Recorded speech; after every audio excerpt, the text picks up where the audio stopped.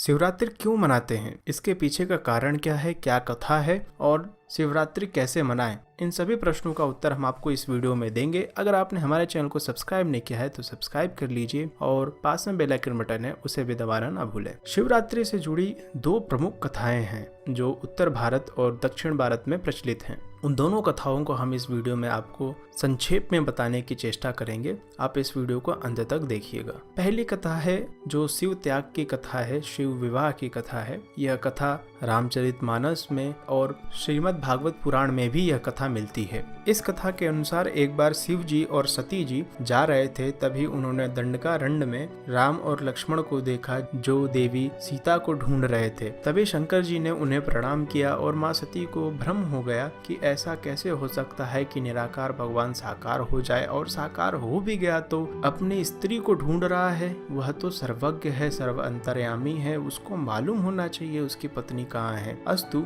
यह भ्रम हो जाता है। शंकर जी उन्हें समझाते हैं, सती जी नहीं मानती हैं, तो शंकर जी कहते हैं जाओ परीक्षा ले लो। शंकर जी जब परीक्षा लेने को कहते हैं तो माँ सती सीता जी का भेष धारण करके जाकर बैठ जाती हैं। तभी राम जी उन्हें तुरंत पहचान लेते और कहते हैं कि माता जी पिताजी किधर हैं। ऐसा देख माँ सती को और भ्रम हो जाता है कि क्या बात है। तो जब सती वापस आती हैं शिव के पास तो वह झूठ बोल देती हैं कि मैंने राम की परीक्षा नहीं ली है, लेकिन शिव जी अंतर्यामी इसलिए वो जान गए कि यह मेरी माता सीता का भेष धारण करके गई थी परीक्षा लेने के लिए। अतएव उन्होंने सोचा कि इन्होंने मेरी माँ का स्वरूप धारण किया है, अतएव इस जन्म में तो इनके साथ अब पति पत्नी का रिश्ता नहीं रह सकता। इसलिए उन्होंने अपने मन ही मन में सती को त्याग दिया था। बाद में सती जी को यह शंका हो ही गई थी कि शिव जी ने मुझे मन ही मन त्याग दिया था। एक दिन जब दक्ष जो सती के पिता थे वह यज्ञ करवा रहे थे, लेकिन शिव जी को नहीं बुलाया था। सती जी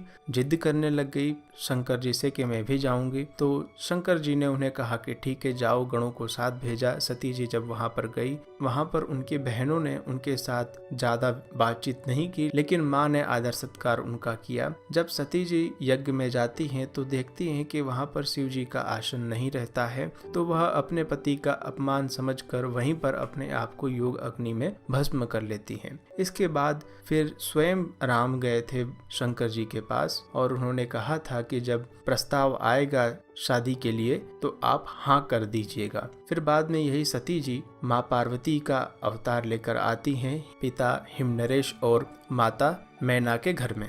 उसके बाद फिर 9 योगीश्वरों ने माँ पार्वती की परीक्षा लेते हैं। तो पार्वती जी ने उनसे कहा कि मैं या तो शिव जी से शादी करूंगी, नहीं तो अनंत काल तक कुंवारी रहूंगी। ऐसा जवाब मिलकर शिव जी का विवाह तय हुआ और जिस दिन शिव जी का विवाह हुआ वह महाशिवरात्रि के पर्व में मनाई जाती है। अब जो दक्षिण भारत में जो कथा ज्यादा प्रचलित है वह कथा ऐसी है कि हर एक ब्रह्मांड में एक ब्रह्मा, एक विष्णु, एक शंकर होते हैं। तो अनंत ब्रह्मांड है, तो अनंत ब्रह्मांड में अनंत ब्रह्मा, अनंत विष्णु, अनंत शंकर होते हैं। इन सभी अनंत ब्रह्मांडों के एक महाविष्णु और एक सदा शिव होते हैं। यह जो सदा शिव है यह सदा रहते हैं। तो जब महाप्रलय होता है जिसमें समस्त ब्रह्मांड भगवान में लीन होते हैं तो वह सदा शिव में जाकर लीन हो जाते हैं। सदा शिव हमेशा सदा रहते हैं, वो किसी में लीन नहीं होते। तो एक प्रसंग आता है जिसमें ब्रह्मा जी और विष्णु जी के बीच में चर्चा होती है कि हम में से बड़ा कौन है। तभी एक बहुत बड़ा खंभा प्रकट हो जाता है। तब ब्रह्मा जी ने कहा कि मैं इसका आदि देखता हूँ और विष्णु जी ने कहा ठीक है मैं इसका अंत देखने की कोशिश करता हूँ। तो दोनों जाते हैं लेकिन किसी को न आदि पता चलता है न अंत पता चलता है। तो यह जो प्रकरण है यह महाशिवरात्रि के दिन हुआ था। अस्तु इसलिए महाशिवरात्रि का बड़ा महत्व है। इस दिन कुछ भक्त लोग रात भर कीर्तन करते हैं तो कुछ भक्त लोग उपवास करते हैं। उपवास का अर्थ होता है उप मतलब समीप और वास करना। वास मतलब निवास, भगवान के निकट निवास करना, यह उपवास हो गया। भगवान के पास जाने के लिए भक्ति मार्ग को बताया है कि भगवान की भक्ति करके भगवान के निकट जाया जा सकता है। तो भगवान की भक्ति करनी है जिससे हम भगवान के पास जा सकें। भगवान शिव जी को कैसे प्रसन्न करें इस बारे में हमने वीडियो बना रखा है। हमने डिस्क्रिप्शन में लिंक दे रखा है वीडियो की, आप उस वीडियो को अवश्य देखें। अगर आपको ये वीडियो पसंद आया हो तो लाइक और शेयर जरूर कीजिए।